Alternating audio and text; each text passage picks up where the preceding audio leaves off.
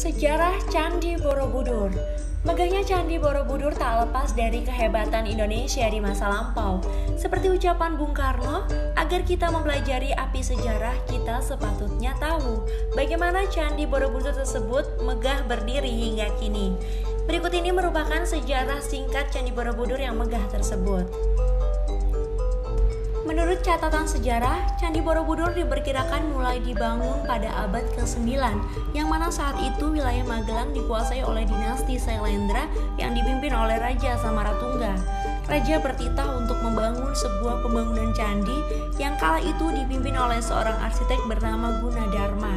Tanpa bantuan kecanggihan teknologi masa kini, Gunadarma menggambar Candi Borobudur yang luasnya mencapai ratusan meter persegi itu. Dari pembangunan tersebut, Borobudur dapat diselesaikan dalam waktu 50-70 tahun, yang mana konon Gunadarma sendiri tidak melihat hasil akhirnya.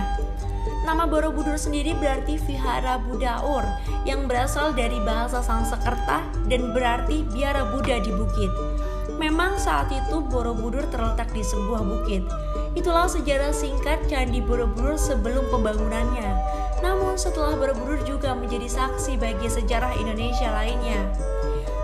Karena pada masa itu agama Buddha menjadi mayoritas agama di tanah Jawa, maka Candi Borobudur pun tak lepas dari kegiatan keagamaan.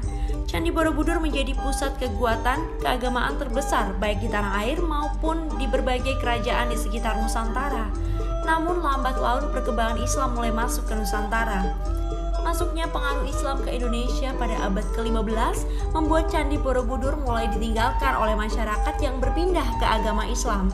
Sempat ada beberapa waktu Borobudur terlupakan, yaitu saat terjadi letusan Gunung Merapi yang mengakibatkannya terkubur abu vulkanik. Dalam sejarah singkat, Candi Borobudur di masa kolonialisme Belanda, yakni tepatnya pada tahun 1814, Sir Thomas Stamford Raffles berhasil mengungkapkan keberadaan Candi Borobudur. Raffles mendapat informasi bahwa ada sebuah bangunan besar yang tertimbun abu vulkanik di Jawa. Terhitung Borobudur terlupakan hingga 10 abad lamanya hingga ditemukan oleh Raffles.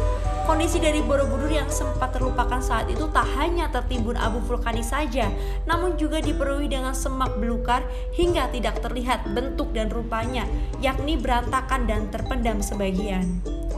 Candi Borobudur memiliki tinggi yang mencapai 42 meter, namun ditemukan dan hingga kini tingginya adalah 34,5 meter saja. Ada tingkatan yang memang terkubur dan dibiarkan terkubur karena alasan menguatkan pondasi candi tersebut.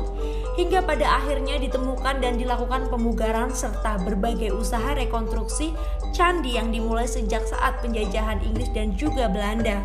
Pemugaran semenjak Indonesia merdeka pun terhitung dalam sejarah singkat Candi Borobudur, baik dari usaha dalam negeri hingga dari berbagai belahan dunia.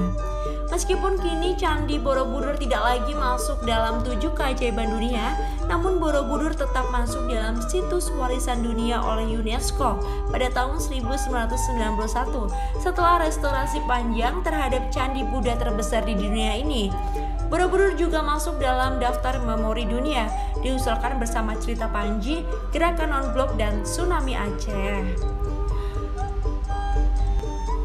Dan itulah sejarah Candi Borobudur yang masuk dalam situs warisan dunia.